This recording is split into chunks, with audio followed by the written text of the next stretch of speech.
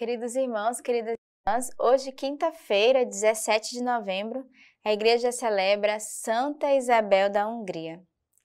A nossa regra de vida é o artigo 364, a origem e o fim da missão. A fonte do nosso chamado missionário é o amor trinitário.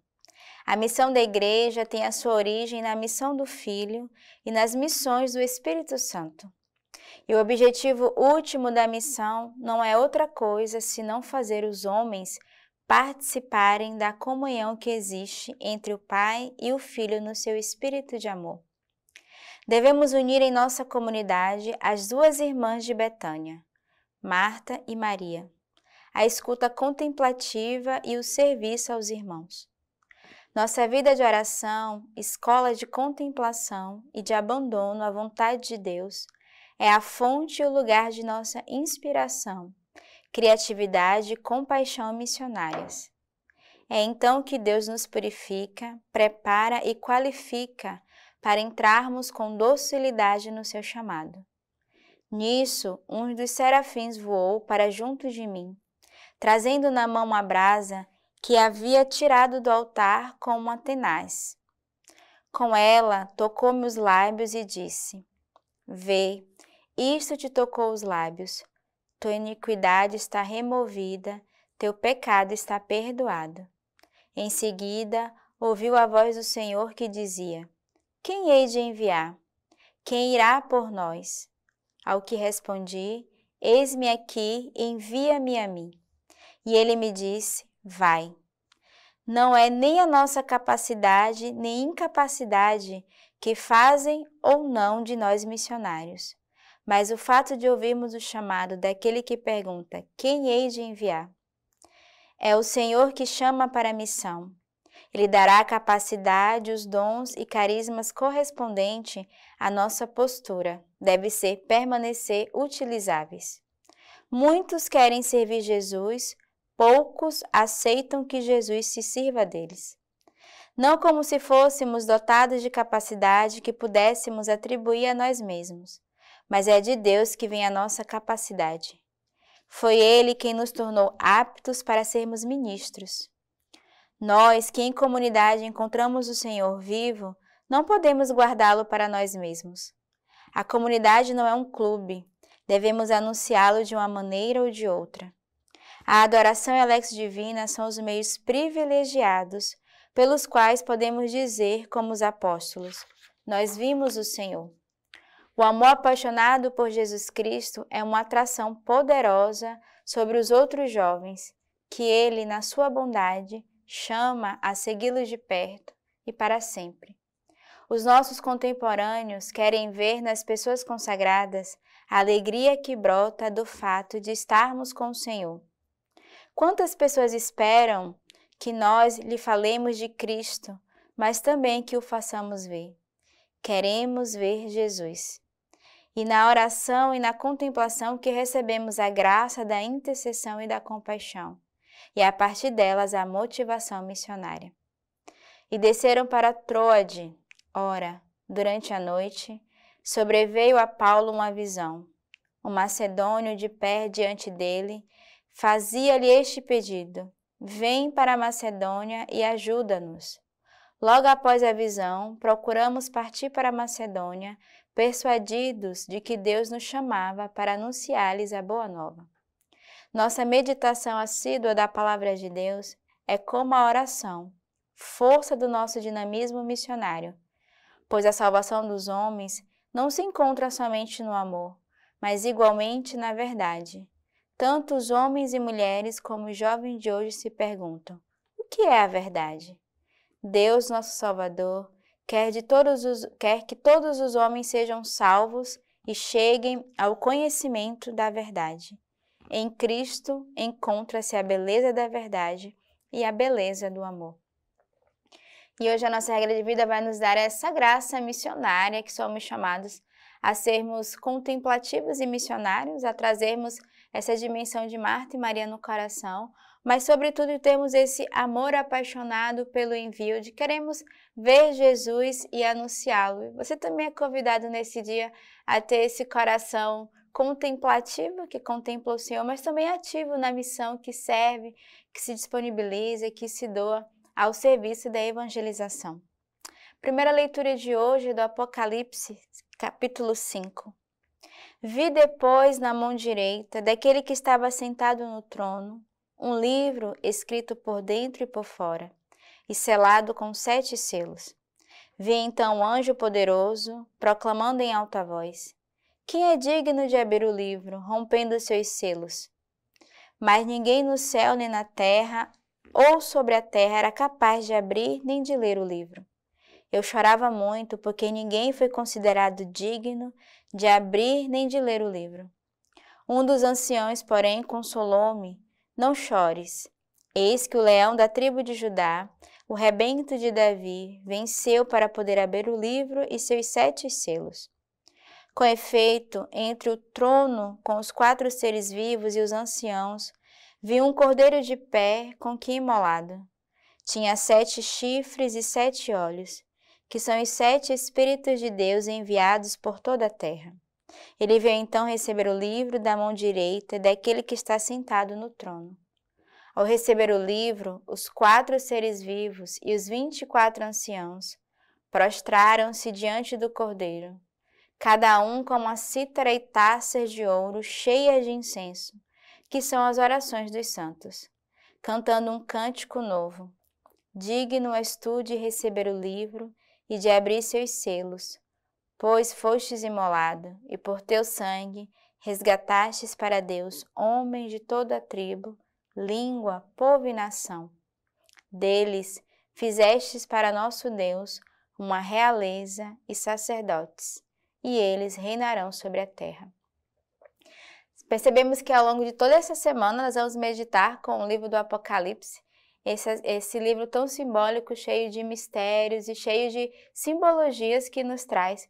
Mas, sobretudo, esse livro nos convida a prepararmos para viver aquilo que viveremos no céu, face diante do Senhor.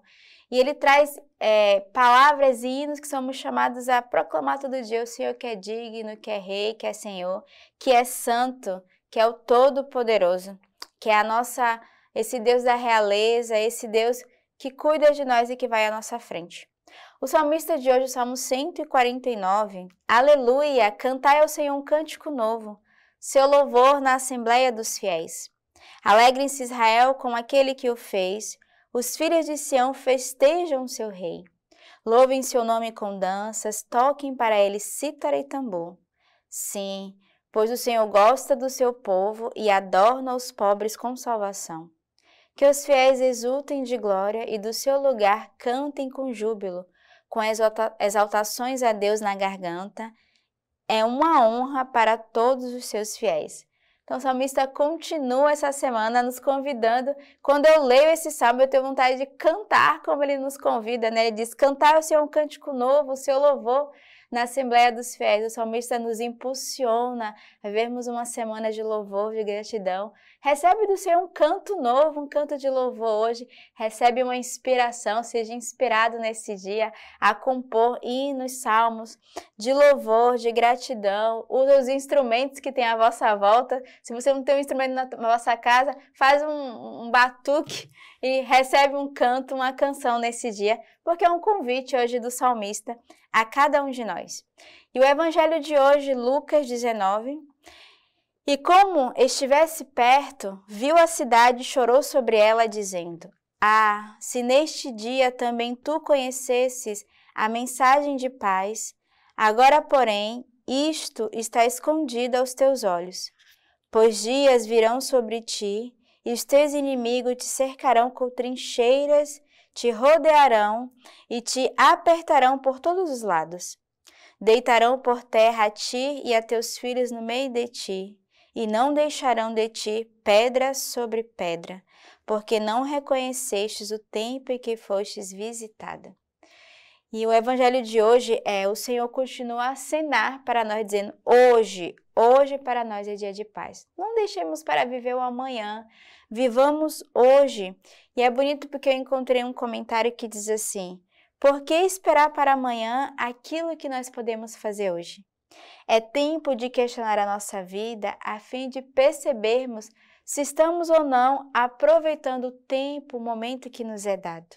O tempo é hoje, não devemos ficar à espera de um tempo que virá, porque o tempo de paz é o momento agora. Nós somos chamados a viver essa paz hoje na nossa vida, na nossa missão, na nossa casa, no nosso trabalho, na nossa família. Essa é a graça que o Senhor quer dar a cada um de nós. Não deixemos a mensagem de paz para amanhã, mas comunica hoje a mensagem de paz àqueles que estão à sua volta. E o santo de hoje é Santa Isabel da Hungria. Quando Isabel faleceu, ela tinha 24 anos.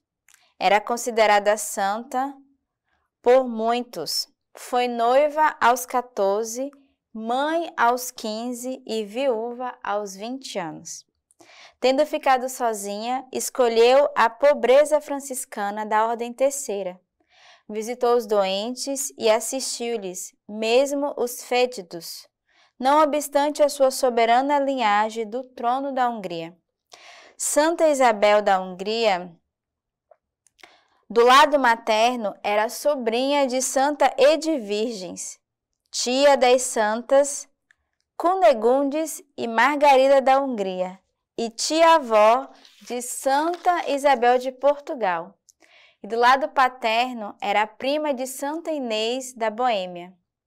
Casara-se com o duque da Turíngia, filho de Hermano I e de Sofia da Bavária, soberano de um dos feudos mais ricos do Sacro Império Romano Germânico.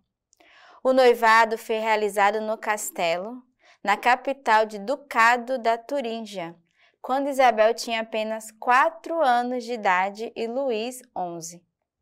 Os dois príncipes tiveram 3 filhos e realmente apaixonaram-se e viveram uma grande e intensa história de amor num matrimônio exemplar, que atraiu sobre Isabel os ciúmes de sua sogra, a duquesa Sofia, e demais parentes do seu esposo.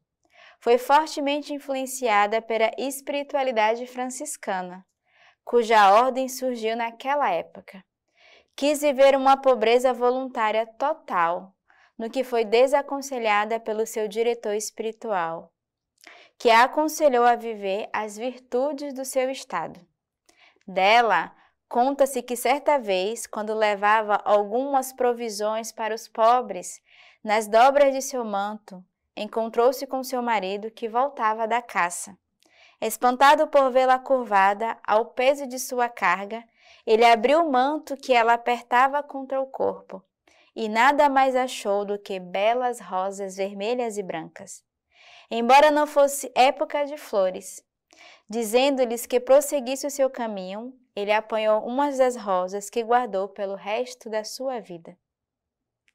Em outra situação, avisado pela mãe de que sua esposa havia acolhido um leproso sobre o próprio leito, ele correu para lá, mas os olhos de sua alma se abriram e ele contemplou uma imagem de Cristo crucificado.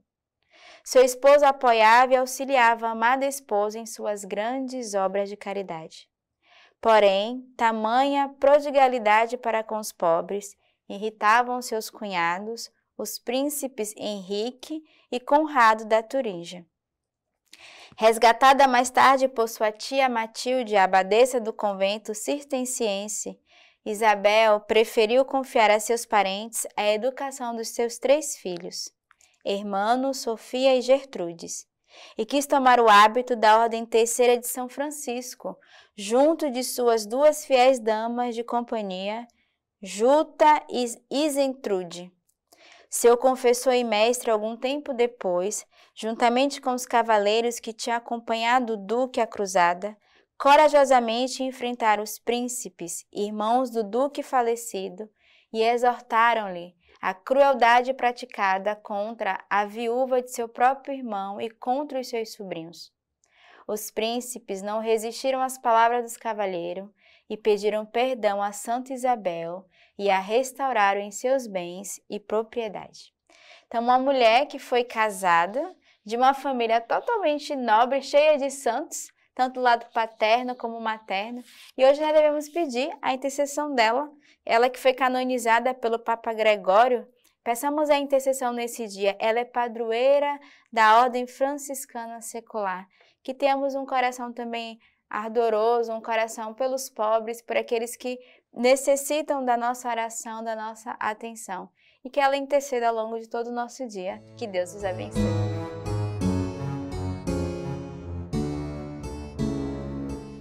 Nel nome del Padre, del Figlio e dello Spirito Santo. La pace sia com voi. Teremos agora então a catequese do Santo Padre, nesta quarta-feira, 16 de novembro.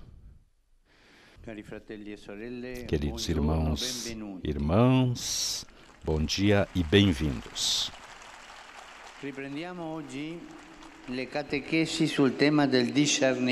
Retomamos as catequeses hoje sobre o tema do discernimento. Vimos como é importante ler o que se move dentro de nós para não tomar decisões apressadas na onda da emoção do momento, para depois se arrepender quando é demasiado tarde. Ler o que acontece para tomar as decisões. Nesse sentido, também o estado espiritual, que chamamos desolação, pode ser ocasião de crescimento.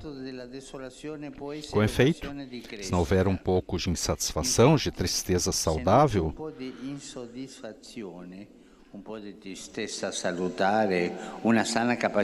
uma capacidade salutar de habitar na solidão, de estar conosco mesmo sem fugir, corremos o risco de permanecer sempre na superfície das coisas, sem nunca entrar em contato com o centro da nossa existência.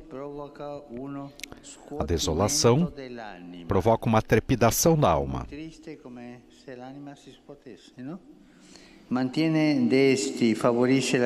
Mantém-nos alertas, favorece a vigilância e a humildade, protegendo-nos contra os ventos do capricho. São condições indispensáveis para o progresso da vida e, portanto, inclusive na vida espiritual.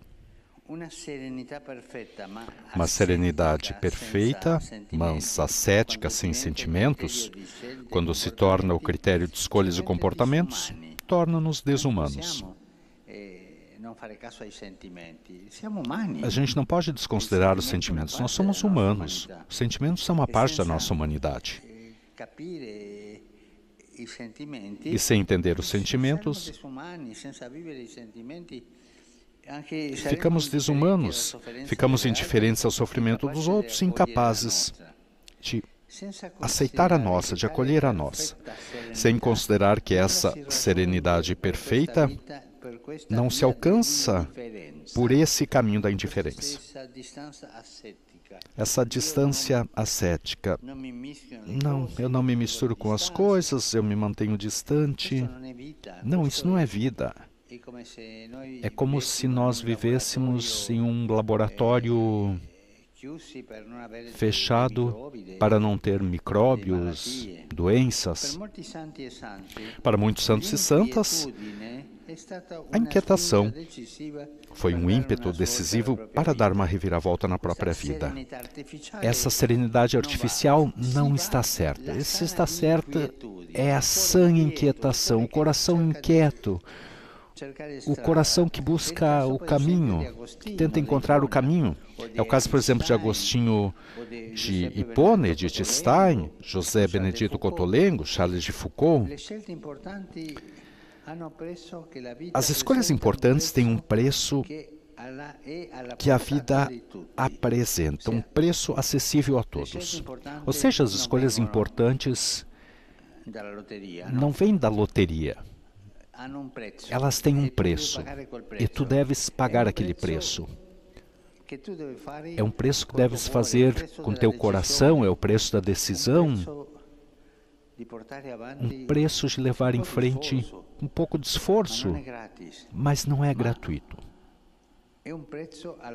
Mas é um preço que está ao alcance de todos. Nós todos devemos pagar essa decisão para sair do estado de indiferença. O estado de indiferença nos coloca sempre para baixo, sempre. A desolação é também um convite à gratuidade, a não agir sempre e unicamente em vista de uma gratificação emocional. Estar desolados oferece-nos a possibilidade de crescer, de começar uma relação mais madura, mais bela com o Senhor e com os entes queridos. Uma relação que não se reduz a uma mera troca de dar e receber. Pensemos na nossa infância. Por exemplo, pensemos. Quando se é criança, acontece muitas vezes de procurar com frequência os pais para obter alguma coisa deles. Um brinquedo, dinheiro para comprar um sorvete, uma autorização. E assim os procuramos não por eles próprios, mas por um interesse. E, no entanto, o maior dom são eles, os pais. E compreendemos isso pouco a pouco, à medida em que crescemos. Além de muitas das nossas orações são um pouco desse tipo, são pedidos de favores dirigidos ao Senhor, sem um verdadeiro interesse por Ele. Vamos pedir, pedir, pedir ao Senhor. O Evangelho observa que Jesus vivia frequentemente circundado por muitas pessoas que o procuravam para obter algo, curas, ajudas materiais, mas não simplesmente para estar com Ele. Era pressionado pelas multidões. Contudo, estava sozinho. Alguns santos e até certos artistas meditaram sobre essa condição de Jesus. Poderia parecer estranho e real perguntar ao Senhor, como estás? E, no entanto, é um modo muito bonito de entrar numa relação verdadeira, sincera com a sua humanidade, com o seu sofrimento, até com a sua singular solidão. Com Ele, com o Senhor, que quis partilhar até o fundo a sua vida conosco. Nos faz muito bem aprender a estar com Ele, estar com o Senhor. Aprender a estar com o Senhor, sem um outro objetivo. Exatamente como nos acontece com as pessoas de quem gostamos. Desejamos conhecê-las cada vez mais, porque é bom estar com elas. Queridos irmãos e irmãs, a vida espiritual não é uma técnica à nossa disposição, não é um programa de bem-estar interior que nos compete programar, não. É a relação com o vivente, com Deus, o vivente, irredutível às nossas categorias. Então, a desolação é a resposta mais clara à objeção de que a experiência de Deus constitui uma forma de sugestão, uma simples projeção dos nossos desejos. A desolação, não sentir nada, tudo escuro, mas tu procuras, tu busca Deus na desolação. Em tal caso, se pensamos que é uma projeção dos nossos desejos, seríamos sempre nós a programá-la, seríamos sempre felizes e satisfeitos, como um disco que repete a mesma música. Ao contrário, quem reza observa que os resultados são imprevisíveis. Experiências e passagens da Bíblia, que muitas vezes nos entusiasmaram, hoje estranhamente não suscitam nenhuma emoção. E, igualmente, de modo inesperado, experiências, encontros e leituras a que nunca se prestar atenção, ou que se preferiria evitar, como a experiência da cruz, também trazem uma paz imprevista. Não ter medo da desolação, levá-la em frente com perseverança, não fugir. Na desolação, buscar encontrar o coração de Cristo, encontrar o Senhor. E a resposta chega sempre.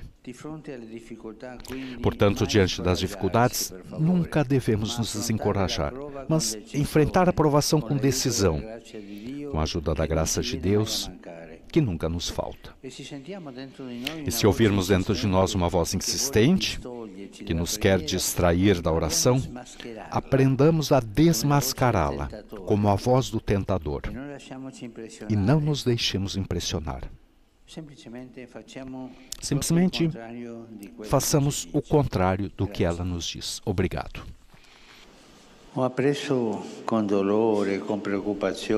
Soube com dor, com preocupação, a notícia de um novo e forte ataque com mísseis contra a Ucrânia que causou mortos e muitos danos a muitas estruturas civis. Rezemos para que o Senhor converta o coração de quem ainda aposta na guerra e faça prevalecer para a martirizada Ucrânia o desejo de paz, para evitar toda escalada e que sejam abertos os caminhos para o cessar-fogo e o diálogo. Elevo a minha oração pelas vítimas inocentes do ataque terrorista ocorrido nos dias passados em Istambul. A nossa incessante oração é também pela martirizada Ucrânia. Que o Senhor dê aos ucranianos consolação, fortaleza nessa provação e dê esperança de paz. Podemos rezar pela Ucrânia dizendo: Senhor, tenha pressa, Senhor. O meu pensamento vai por fim, como de hábito, aos jovens, aos doentes, aos idosos e aos recém-casados, que é exemplo de Santa Margarida da Escócia e a Santa Gertrudes, as quais hoje celebramos a memória. Busquem sempre em Jesus a luz e o apoio para todas as escolhas que vocês fazem na vida cotidiana. A todos vocês, a minha bênção. Benedica vos omnipotens Deus, Pater, et Filius, et Spiritus Sanctus. Amém.